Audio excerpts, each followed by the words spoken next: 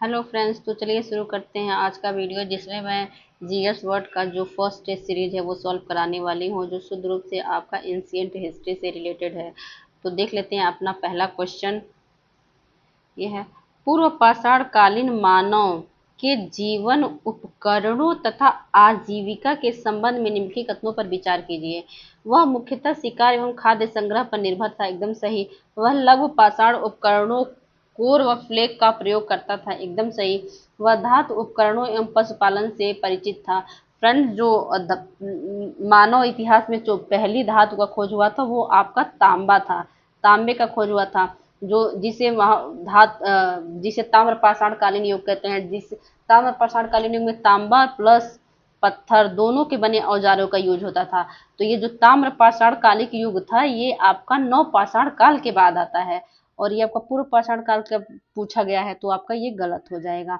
इसके उपकरण मुख्यतः क्वार्ट्ज एवं क्वार्टाजाइट के बने होते थे, बिल्कुल सही। तो आपका ऑप्शन कौन सा हो जाएगा? एक दो चार, एक दो चार, आपका ऑप्शन ए सही है, एक दो चार। फिर नेक्स्ट क्वेश्चन देखते हैं। भारत में पूर्व पाषाण, मध्य पाषाण एवं नव पाषाण काल के अवशेष एक ही क्षेत्र में पाए जाने का प्रमुख कारण क्या है? उस क्षेत्र में कृषि का शीघ्र विकास? नहीं। उस क्षेत्र में भौगोलिक निरंतरता एवं संसाधनों की उपलब्धता? बिल्कुल सही, ऑप्शन बी सही हो जाएगा। फिर नेक्स्ट क्वेश्चन देखते हैं। भारत में प्रागैतिहासिक मानव के जीवाश्म नर्मदा घाटी तथा होशंगाबाद क्षेत्र के संदर्भ में निम्नलिखित कथनों पर विचार कीजिए। नर्मदा घाटी से प्राप्त मानव अवशेष को नर्मदा मानव कहा जाता है, एकदम सही। यह अवशेष होमो इरेक्टस और होमो सेपियंस के बीच की कड़ी माना जाता है, ये भी सही है। यह खोज भारतीय पुरातत्व सर्वेक्षण द्वारा 1982 में की गई, ये भी सही है। यह खोज गंगा घाटी से संबंधित है, गलत। यह गंगा घाटी से नहीं, नर्मदा घाटी से संबंधित है। तो आपका ऑप्शन कौन सा हो जाएगा? एक दो तीन, एक दो तीन, ऑप्शन ए सही है। फिर नेक्स्ट क्वेश्चन देखते हैं। ये आपका सराय नाहर राय एवं महदहा से संबंधित कथनों पर विचार कीजिए। ये फ्रेंड्स, ये जो सराय नाहर एवं महदहा स्थान है ये आपका मध्य पाषाण कालिक स्थल है। और मध्य पाषाण कालिक स्थल ये कहाँ है? उत्तर प्रदेश के प्रतापगढ़ जिले में है। तो इसके बारे में पूछा क्या गया है? ये स्थल गंगा घाटी की मध्य पाषाण संस्कृति से संबंधित, बिल्कुल सही भी मैंने बताया, गंगा घाटी के मध्य पाषाण का संस्कृति से संबंधित है। इन स्थलों से मानव समाधियां प्राप्त हुई हैं, एकदम सही। यहाँ से आभूषण, सूक्ष्म पाषाण उपकरण एवं दैनिक उपयोग की वस्तुएं मिली हैं, ये भी सही। ये स्थल नव पाषाण कृषि संस्कृति के प्रत्यक्ष प्रमाण प्रस्तुत करते हैं, गलत। ये जो है ये मध्य पाषाण काल के स्थल है, यहाँ नव पाषाण की कोई कृषि के साक्ष्य नहीं मिलते हैं। तो आपका ऑप्शन एक दो तीन सही हो जाएगा, ऑप्शन ए सही। फिर नेक्स्ट क्वेश्चन देखते हैं। दमदमा एवं विंध्य क्षेत्र के संदर्भ में निम्नलिखित कथनों पर विचार करें।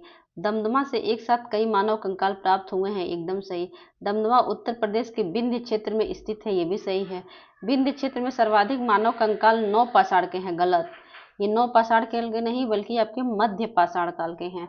दमदमा मानव क्षेत्रों के अध्ययन से शिकारी संग्रहकर्ता जीवन की पुष्टि होती है, एकदम सही। तो आपका ऑप्शन कौन सा हो जाएगा? एक दो चार, एक दो चार, आपका ऑप्शन ए सही है। फिर नेक्स्ट क्वेश्चन देखते हैं। आपका लहुरा देव एवं नव पाषाण काल के संदर्भ में निम्नलिखित कथनों पर विचार कीजिए। लहुरा देव झील के किनारे स्थित प्रारंभिक कृषि का स्थल है, बिल्कुल सही। लहुरा देव है आपका जो संत कबीर नगर जिला है उसमें स्थित है, और यह कृषि का प्राचीनतम साक्ष्य देता है। ये आपका 9000 से 7000 ईसा पूर्व के स्थल का साक्ष्य देता है। यहाँ से चावल की खेती के साक्ष्य मिले हैं, एकदम सही। नव पाषाण काल में मानव ने अस्थायी जीवन एवं कृषि को अपनाया, हाँ ये भी सही। नव पाषाण काल में धातु उपकरणों का व्यापक प्रयोग है, गलत। जो धातु उपकरण थे फ्रेंड्स ये ताम्र पाषाण कालिक समय में यूज किए गए थे। और ताम्र पाषाण कालिक जो काल जो एक पीरियड है वो नौ पाषाण काल के बाद आता है। तो आपका ऑप्शन ये गलत हो जाएगा। तो ऑप्शन कौन सा सही हो जाएगा? एक दो तीन, ए सही है। फिर नेक्स्ट क्वेश्चन देखते हैं। पाषाण कालीन मानव के निवास प्रकार एवं सांस्कृतिक विशेषताओं के संदर्भ में निम्नलिखित कथनों पर विचार कीजिए। पूरा पाषाण काल में मानव का निवास मुख्यतः नदी तटों के आसपास था, एकदम सही। मध्य पाषाण काल में गुफा एवं शैलाश्रय निवास का प्रचलन बढ़ा, ये भी सही। नवपाषाण काल में कच्चे एवं पक्के मकानों का निर्माण प्रारंभ हुआ, ये भी सही। ताम्रपाषाण काल संपूर्णतः संबंध ताम्रपाषाण काल का संबंध पूर्णतः घुमंतु जीवन से था, ये भी सही। तो आपका ऑप्शन कौन सा हो जाएगा? 1 2 3 4, ऑप्शन डी सही है। फिर नेक्स्ट क्वेश्चन देखते हैं। निम्नलिखित स्थलों एवं उनके काल निर्धारण विशेषताओं पर विचार कीजिए। कायथा, कायथा मध्य प्रदेश में स्थित है तथा ताम्रपाषाण संस्कृति से संबंधित है, बिल्कुल सही। मध्य प्रदेश में जो कायथा प्रदेश है ये ताम्रपाषाण काल से संबंधित है। चिरांद बिहार में स्थित है तथा नवपाषाण संस्कृति का महत्वपूर्ण स्थल है, बिल्कुल सही। फ्रेंड्स, चिरांद से आपके जो जानवर के सींग होते हैं, सींग की हथियार उपकरण मिले हैं। दमदाबाद महाराष्ट्र में स्थित है तथा पूर्णतः हड़प्पा संस्कृति से जुड़ा है, बिल्कुल गलत। जो दमदाबाद है ये तो कंफर्म है कि ये महाराष्ट्र में है, लेकिन ये हड़प्पा संस्कृति से नहीं बल्कि ताम्रपाषाण कालिक स्थल से है। तो यहाँ दे दिया आपका हड़प्पा संस्कृति, ये गलत हो जाएगा। पाषाण कांस्य एवं लौह युग का प्रथम व्यवस्थित विभाजन थॉमसन द्वारा किया गया। फ्रेंड, जो हमारा एंशियंट हिस्ट्री है उसका विभाजन किया गया। एक पाषाण काल आता है जिसमें पूरा पाषाण काल, मध्य पाषाण काल, नवपाषाण काल आता है। फिर कांस्य आता है, जो कांस्य काल को फ्रेंड्स ये आपको हड़प्पा काल भी कहते हैं। हड़प्पा काल को ही कांस्य काल भी कहा जाता है। और लौह युग आपका उत्तर वैदिक काल को भी कहा जाता है। तो इसका विभाजन किसने किया था? थॉमसन ने किया था। ऑप्शन ए सही है। तो कौन सा सही हो जाएगा? 1 2 4, 1 2 4, ऑप्शन ए सही है। फिर नेक्स्ट क्वेश्चन देखते हैं। हड़प्पा सभ्यता के नगर नियोजन एवं कृषि व्यवस्था के संदर्भ में कथनों पर विचार कीजिए। धौलावीरा से विशाल जल संरक्षण प्रणाली का प्रमाण मिला है, बिल्कुल सही। जो धौलावीरा हड़प्पाकालीन स्थल है वहां से जल संरक्षण प्रणाली का साक्ष्य मिला है। हड़प्पा सभ्यता में सरसों, तिल, जौ एवं गेहूं की खेती की जाती। हड़प्पा सभ्यता में सरसों, तिल, जौ एवं गेहूं की खेती की जाती थी, एकदम सही। चनहूदड़ो केवल धार्मिक केंद्र तथा औद्योगिक गतिविधियों से रहित था, गलत। जो चनहूदड़ो था यहाँ से मनके बनाने कारखाना मिले, यहाँ लिपस्टिक का साक्ष्य मिला है, मतलब ये एक तरह का औद्योगिक क्षेत्र था। लेकिन इसमें दिया है केवल धार्मिक केंद्र था, ये गलत हो जाएगा। ये औद्योगिक केंद्र था, न कि केवल धार्मिक केंद्र था। हड़प्पाई नगरों में जल प्रबंधन नगर नियोजन का अभिन्न अंग था, बिल्कुल सही। जो हड़प्पा काल के जो नगर थे वो अपने जल प्रबंधन के लिए मुख्यतः जाने जाते थे। तो आपका ऑप्शन कौन सा सही हो जाएगा? 1 2 4, 1 2 4, ए ऑप्शन सही है। फिर नेक्स्ट क्वेश्चन देखते हैं। निम्नलिखित कथनों पर विचार कीजिए। स्वतंत्रता के बाद भारत में उत्खनन किया गया प्रथम स्थल रोपड़ था, एकदम सही। रोपड़ सतलज नदी के तट पर स्थित है, ये भी सही। मोहनजोदड़ो और चनहूदड़ो दोनों सिंध क्षेत्र में स्थित हैं, ये भी सही है। सुरकोटदा पूर्णतः पाकिस्तान में स्थित है, गलत। ये ये अपना गुजरात का एरिया है, जो कच्छ की खाड़ी है, कच्छ की खाड़ी के पास ही आपका ये सुरकोटदा स्थित है, न कि पाकिस्तान में। तो ये गलत हो जाएगा आपका। तो आपका 1 2 3 सही हो जाएगा, ऑप्शन ए सही है। फिर नेक्स्ट क्वेश्चन देखते हैं। निम्नलिखित कथनों में से किस हड़प्पा स्थल से विस्तृत क्रीड़ा स्टेडियम के प्रमाण प्राप्त हुए तथा वह राजस्थान में स्थित है? तो फ्रेंड्स, ये आपका कालीबंगा है। कालीबंगा से 3 चीज मिले हैं। एक आपका मिला है अग्निकुंड मिला है। अग्निकुंड ये बताता कि पहले यहाँ पे यज्ञ होता था, अग्निकुंड का साक्ष्य मिला है। एक जोते हुए खेत मिले हैं, हल से जोते हुए खेत मिले हैं। और तीसरा आपका क्या मिला है? क्रीड़ा क्षेत्र यानी स्टेडियम। तो आपका ऑप्शन डी सही हो जाएगा। फिर नेक्स्ट क्वेश्चन देखते हैं। निम्न कथनों पर विचार कीजिए। हड़प्पा रावी नदी के तट पर स्थित था, एकदम सही। रोपड़ सतलुज नदी के किनारे स्थित था, ये भी सही। लोथल घग्गर नदी पर अवस्थित था, गलत। जो लोथल था वो आपका भोगवा नदी पे स्थित था, भोगवा नदी किनारे स्थित था, तो ये आपका गलत हो जाएगा। कालीबंगा घग्गर नदी से संबंधित है, बिल्कुल सही। तो आपका ऑप्शन कौन सा सही हो जाएगा? 1 2 4, 1 2 4, ऑप्शन ए सही है। फिर नेक्स्ट क्वेश्चन देखते हैं। ये कथन कारण वाले क्वेश्चन है। चनहूदड़ो और लोथल हड़प्पा सभ्यता के प्रमुख औद्योगिक क्षेत्र थे, बिल्कुल सही। इन स्थलों से मनका निर्माण, तांबा ढलाई और शंख उद्योग के प्रमाण मिले हैं, ये भी सही। तो आपका जो ऑप्शन ए कथन है उस और आर दोनों सही है, और आर ए की सही व्याख्या भी करता है, तो ऑप्शन ए सही हो जाएगा। फिर नेक्स्ट क्वेश्चन देखते हैं आपका। ये आपका मिलान वाला क्वेश्चन है। कालीबंगा, कालीबंगा से क्या मिला? अभी मैंने बताया था आपको, हल से जुते हुए खेत मिले हैं। लोथल से क्या मिला है? लोथल जो ये एक तरह का डॉकयार्ड गोदी था, जो इसमें बंदरगाह होते हैं, तो वही एक तरह का था डॉकयार्ड गोदी।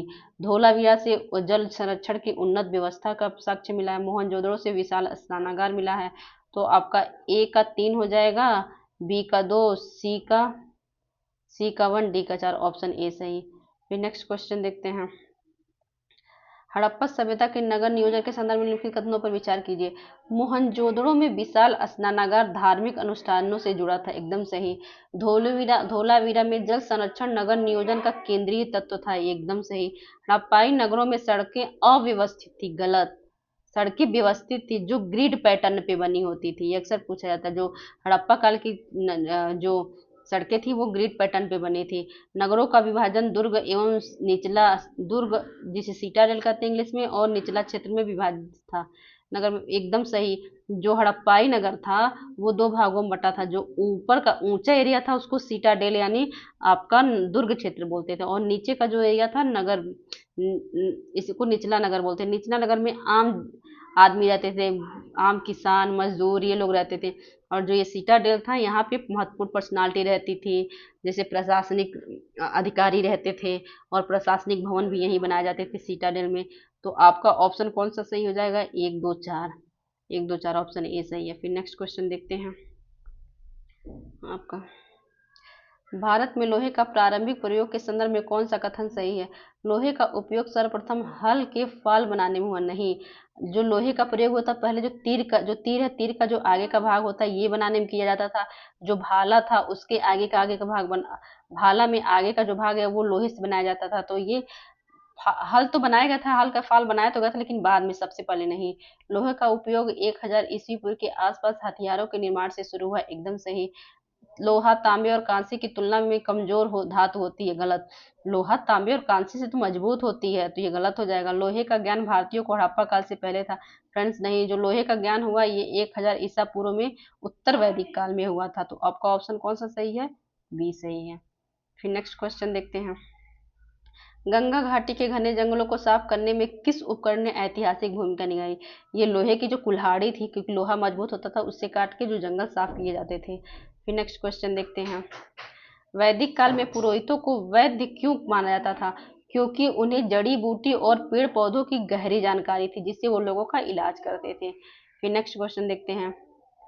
शिष्य जब गुरु के पास पाठ को दोहराते हैं तो ऐसा लगता है मानो वर्षा के आगमन के पहले मेढक टर टर कर रहे हों। यह वर्णन कहाँ मिलता है? यह वर्णन ऋग्वेद की एक सूक्त में मिलता है। तो आपका ऑप्शन ए सही हो जाएगा। फिर नेक्स्ट क्वेश्चन देखते हैं। निम्नलिखित में से कौन सा युग्म मनोरंजन के संदर्भ में सही सुमेलित है? रथों की दौड़ तय एक मात्र मनोरंजन था, गलत। एक मात्र नहीं था, उस कई में से ये रथों का दौड़ भी एक था। वीणा और ढोल प्रतिबंधित वाद्य यंत्र था, ये भी नहीं सही है। जुआ खेलना सबसे लोकप्रिय मनोरंजन का साधन था ये जुआ खेलना, बिल्कुल सही। नाचना और गाना केवल महिलाओं के लिए था, नहीं, यहाँ पुरुष भी भाग लेते थे। तो आपका ऑप्शन सी हो जाएगा। फिर नेक्स्ट क्वेश्चन देखते हैं। उत्तर वैदिक काल की वेशभूषा के संबंध में कौन सा कथन सत्य है?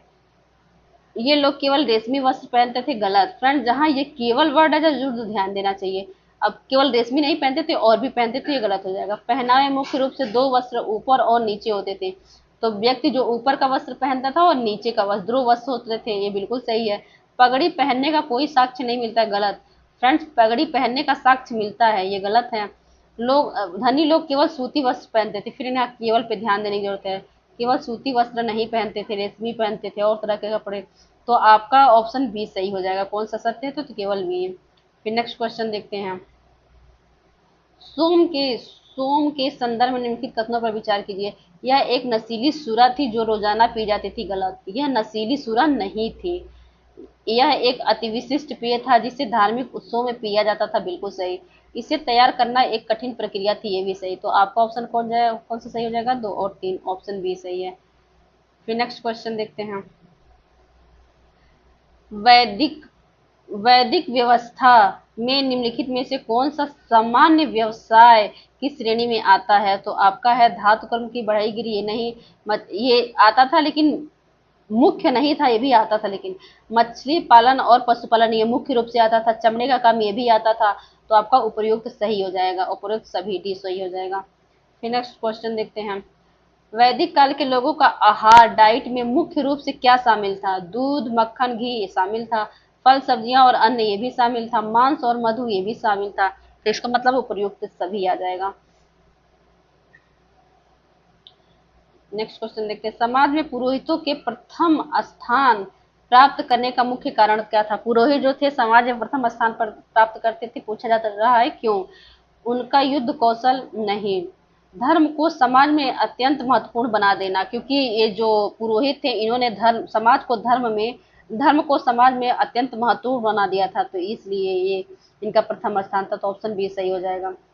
फिर नेक्स्ट क्वेश्चन देखते हैं, सोहन संस्कृति किस पाषाण कालीन संस्कृति का दूसरा नाम है? निम्न पूरा पाषाण काल। बेलन घाटी उत्तर प्रदेश, जो आपके लगभग मिर्जापुर के आसपास का क्षेत्र है, प्रयागराज मिर्जापुर का एरिया, कि किस स्थल से अस्थि निर्मित मातृ देवी की प्रतिमा प्राप्त हुई है? तो आपका ये लोहदा नाला है। बेलन घाटी प्रयागराज में जो स्थित है बेलन घाटी में स्थित लोहदा नाला से अस्थि निर्मित मातृ देवी की मूर्ति प्राप्त हुई है। फिर नेक्स्ट क्वेश्चन देखते हैं, फलक संस्कृति का संबंध निम्नलिखित में से किस काल से है? तो आपका ये मध्य पूर्व पाषाण काल से आ जाता है संबंधित। मध्य मध्य पाषाण काल के संदर्भ में दमदमा नामक पूरा स्थल से एक ही कब्र में कितने मानव कंकाल एक साथ दफनाए हुए मिले हैं? 3 मिले हैं। फिर नेक्स्ट क्वेश्चन देखते हैं,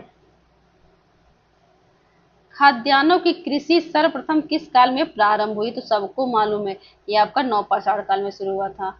फिर नेक्स्ट क्वेश्चन देखते हैं, दक्षिण भारत की महापाषाणिक मेगालिथिक संस्कृतियों के संदर्भ में निम्नलिखित कथनों पर विचार कीजिए। फ्रेंड, जो महापाषाण कालिक है इसको बहुत ध्यान देने की जरूरत है। ये संस्कृतियां मुख्य रूप से लौह युग से संबंधित, एकदम सही। इन कब्रों में लोहे के उपकरणों के साथ काले और लाल मृदभांड पाए जाते हैं, ये भी सही। तो आपका दोनों सही है, ए और दोनों सही, ऑप्शन सी सही होगा। फिर नेक्स्ट क्वेश्चन देखते हैं, निम्नलिखित में से कौन सा एक महापाषाणिक समाधि का प्रकार नहीं है? फ्रेंड, जो महापाषाण कालिक समय में जो शवों को दफनाया जाता था वो विभिन्न प्रकार से दफनाया जाता था।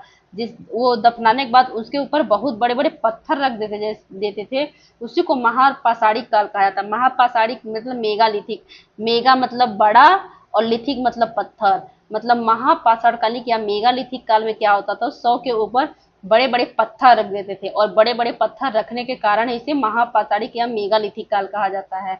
तो जब इसको पत्थरों को कई प्रकार से रखा जाता था, जब इसको बक्से के अनुपात पेटी के रूप में, पत्थरों की पेटी के आकार के रूप में रखा जाता था, तो इसे शिष्ट कहा जाता था।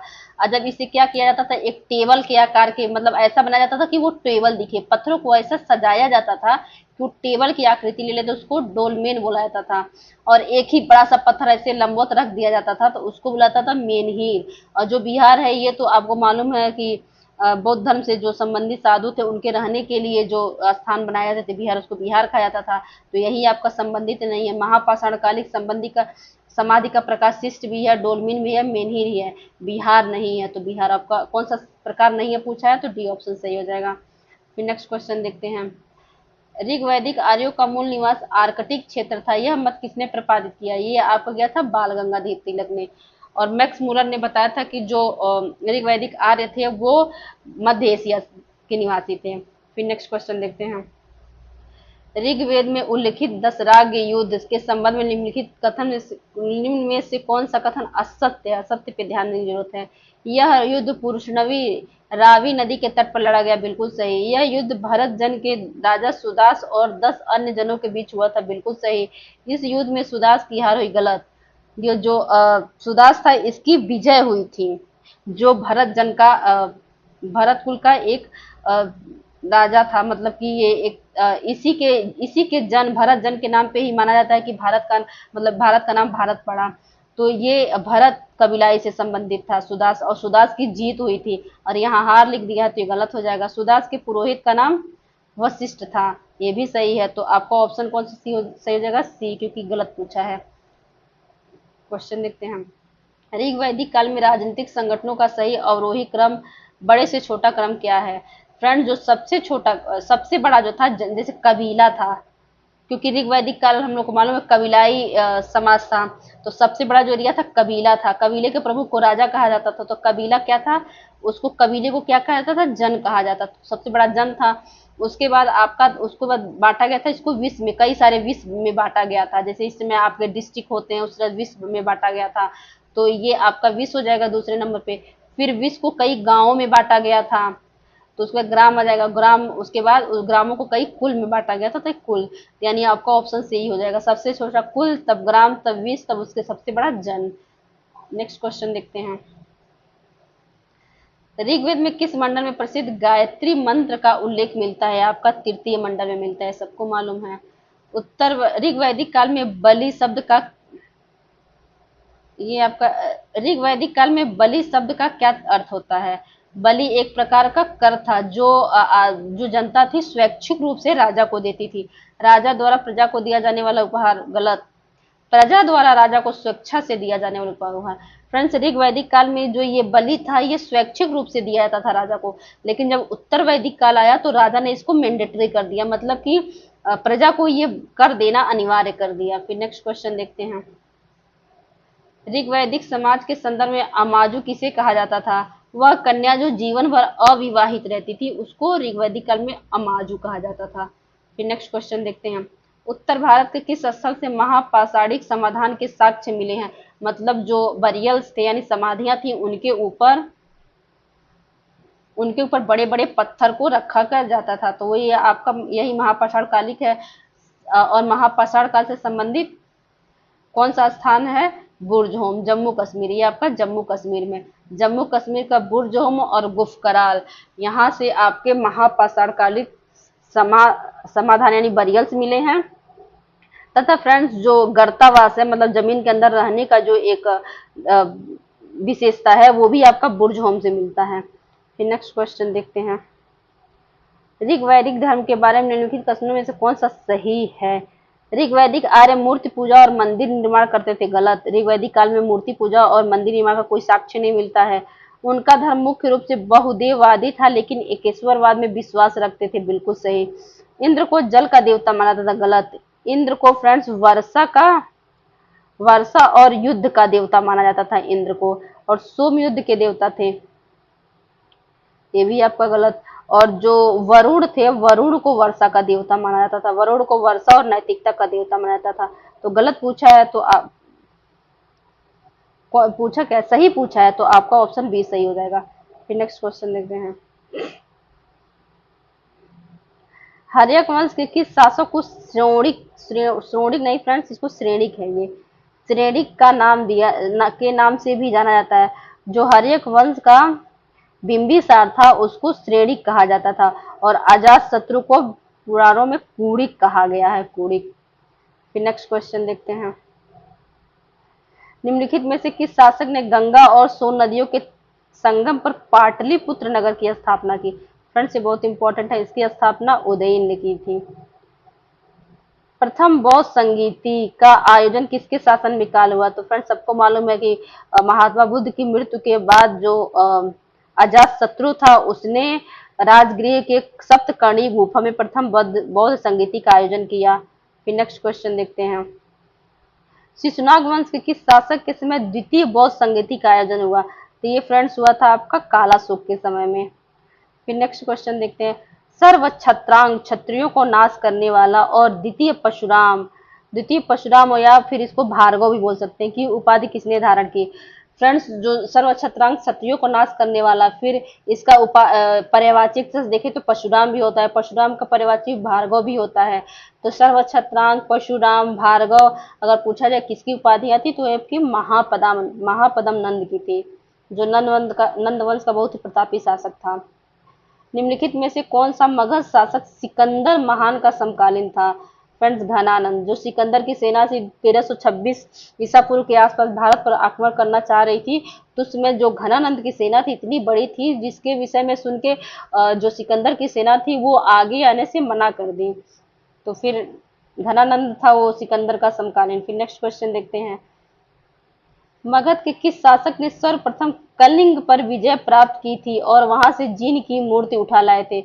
तो ये आपका महापदम नंद कलिंग गया, और कलिंग पर आक्रमण करके जो वहां जीर सेन की जो जैन तीर्थंकर थे, जैन सेन की जो प्रतिमा थी उसको उठा लाया था पाटलिपुत्र। फिर नेक्स्ट क्वेश्चन देखते हैं। हर्यक वंश का अंतिम शासक कौन था जिसके अमात्य शिशुनाग ने पदच्युत कर दिया था? तो ये आपका नागदशक था। हर्यक वंश का अंतिम शासक नागदशक था। नंद वंश के पतन का मुख्य कारण क्या था? ये आपका था अत्यधिक करारोपण और जनता में अलोकप्रियता। सही है। फिर अब नेक्स्ट क्वेश्चन देखते हैं। नंद शासक के महत्व के संदर्भ में निम्नलिखित कथनों विचार करें। उन्होंने प्रथम बार एक सुव्यवस्थित नौकरशाही और विशाल सेना का गठन किया। बिल्कुल सही। नंदों के समय में ही व्याकरणाचार्य पाणिनि हुए। बिल्कुल सही।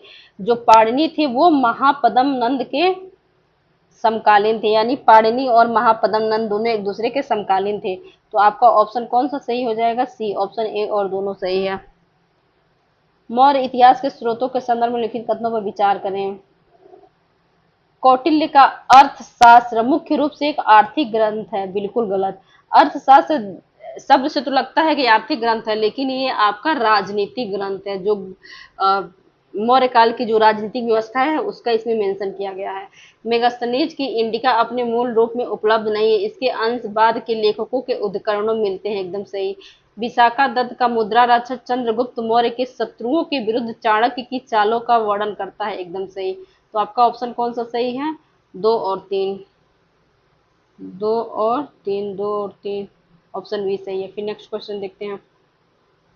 चंद्रगुप्त मौर्य और सेल्यूकस निकेटर के बीच हुए युद्ध के बाद हुई संधि के संबंध में क्या सही नहीं है?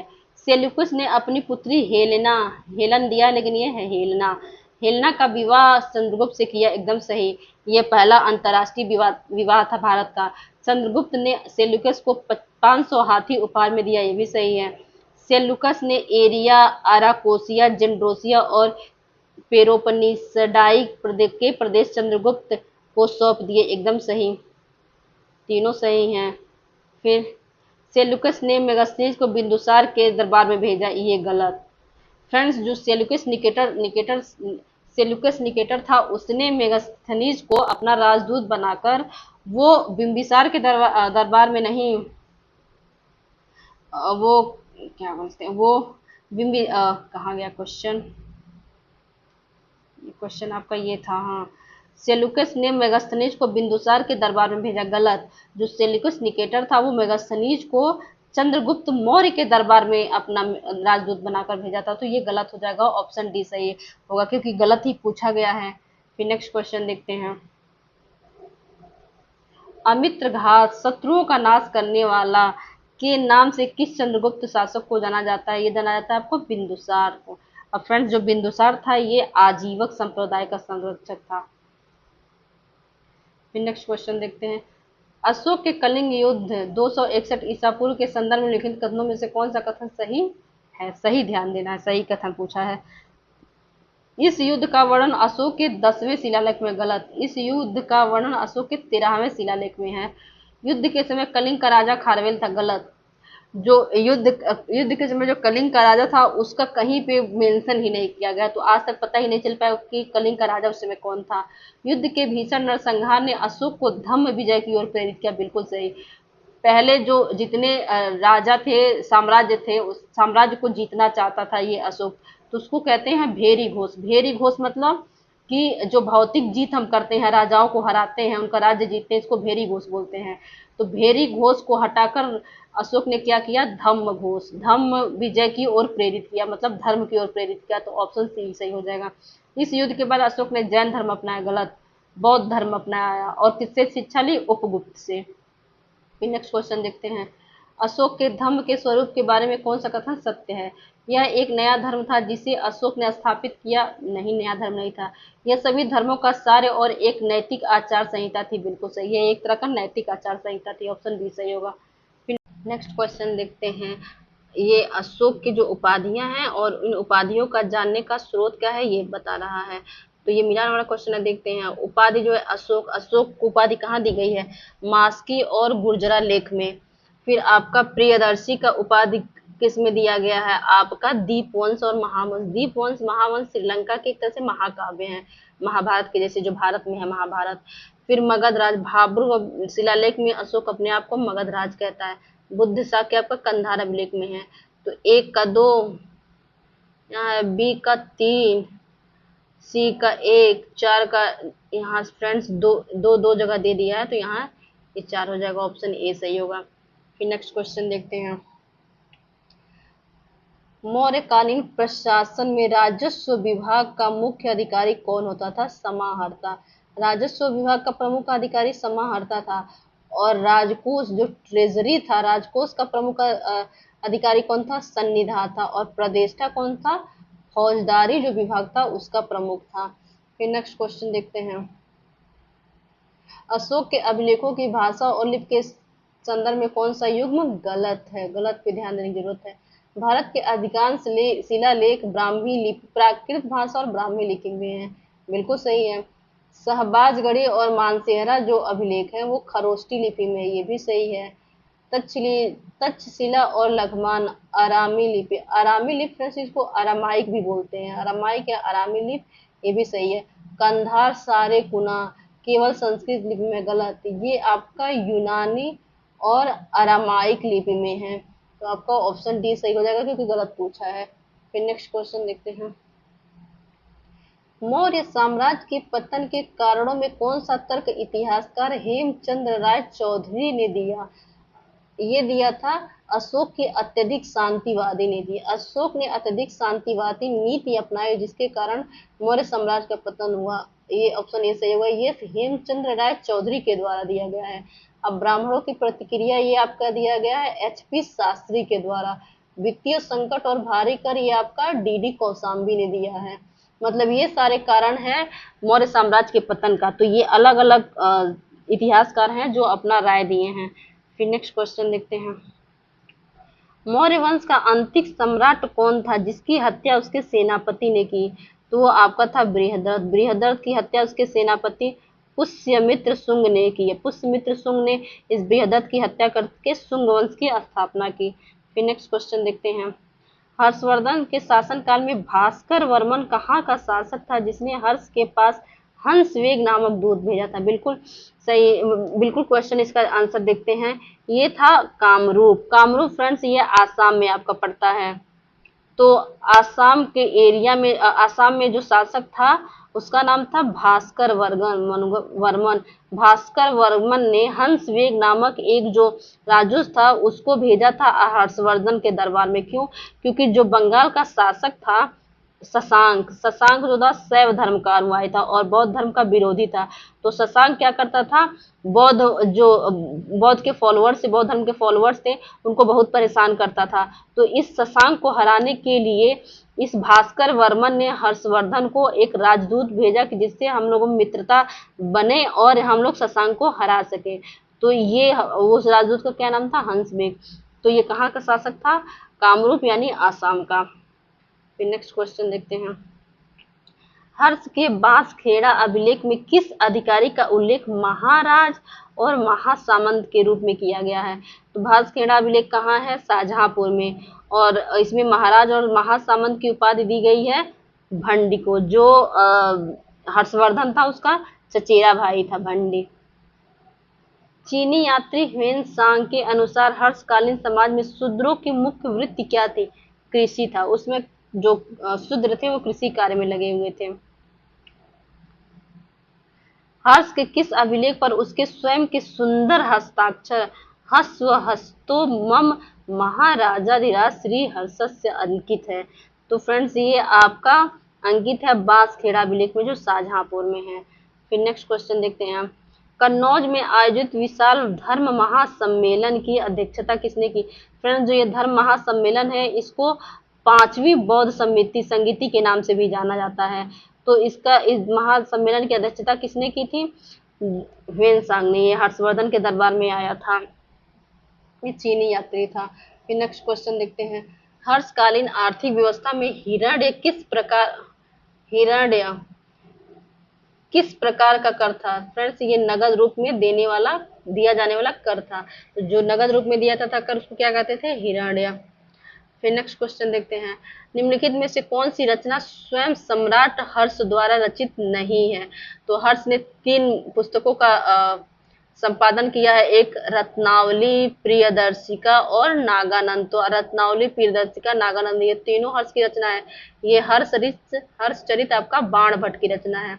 हर्षचरित और हर्षचरित और कादम्बरी बाण भट्ट की रचना है। तो ये हर्ष की रचना नहीं है, तो ऑप्शन डी सही होगा। फिर नेक्स्ट क्वेश्चन देखते हैं, प्रयाग प्रयाग में आयोजित छठे मोक्ष परिषद के संबंध में कौन सा कथन सत्य है? यह प्रत्येक 12 वर्ष में होती थी, गलत। यह प्रत्येक 5 वर्ष में होती थी। मोक्ष परिषद प्रयागराज में मनाया जाता था। हर्ष ने यहाँ अपनी समस्त संपत्ति दान कर दी थी, बिल्कुल सही। केवल हिंदू देवताओं की पूजा होती थी, गलत। इसमें इत्सिंग ने भाग लिया था, गलत। फ्रेंड्स, ये जब हर्षवर्धन के काल में होती थी, तो इत्सिंग कहाँ से आ गया? इत्सिंग तो चीनी यात्री था, बहुत बाद में आया था, 9वीं-10वीं शताब्दी के आसपास। और ये इसमें तो ह्वेनसांग आया था हर्षवर्धन के काल में, तो यहाँ इत्सिंग दिया है, ये गलत हो जाएगा। तो आपका ऑप्शन बी सही होगा। फिर नेक्स्ट क्वेश्चन देखते हैं, हर्ष के प्रशासन में स्कंदगुप्त किस सैन्य इकाई का सर्वोच्च अधिकारी था? तो गज सेना का सर्वोच्च अधिकारी था। और जो अश्वसेना थी, इसके प्रमुख को कुंतल कहा जाता था। अश्वसेना के प्रमुख को कुंतल, और जो गज सेना थी उसके प्रमुख को स्कंदगुप्त। फिर नेक्स्ट क्वेश्चन देखते हैं, हुएनसांग के अध्ययन के दौरान नालंदा विश्वविद्यालय के कुलपति कौन थे? तो सबको मालूम है, शीलभद्र थे। निम्नलिखित में से किस शासक ने कल्याणी के चालुक्य वंश की नींव डाली? तो वो था आपका तैलप द्वितीय। कल्याणी के चालुक्य वंश की स्थापना की। मान्यखेत के राष्ट्रकूट वंश का संस्थापक किसे माना जाता है? ये माना जाता है आपका दंतिदुर्ग को। एलोरा के प्रसिद्ध कैलाश मंदिर, फ्रेंड्स ये बहुत इंपॉर्टेंट है, का निर्माण किस राष्ट्रकूट शासक ने कराया था? ये कराया था आपका कृष्ण प्रथम ने। ये इसलिए ये इंपॉर्टेंट है क्योंकि एकाश में, मतलब एक ही पत्थर चट्टान को काटकर यह मंदिर बनाई गई है। तो इसमें कई सारे चट्टानों का प्रयोग नहीं, एक ही चट्टान था, उसको काट के बना दिया गया कैलाश मंदिर। फिर नेक्स्ट क्वेश्चन देते हैं, कविराज मार्ग कन्नड़ नामक कन्नड़ ग्रंथ की रचना किस राष्ट्रकूट शासक ने की? फ्रेंड्स ये की थी अमोघवर्ष ने। अमोघवर्ष से एक बहुत ही विद्वान शासक था, जिसने कविराज मार्ग की रचना कन्नड़ भाषा में की। फिर नेक्स्ट क्वेश्चन देखते हैं, वेंगी के पूर्वी चालुक्य वंश की स्थापक कौन था? ये आपका था विष्णुवर्धन।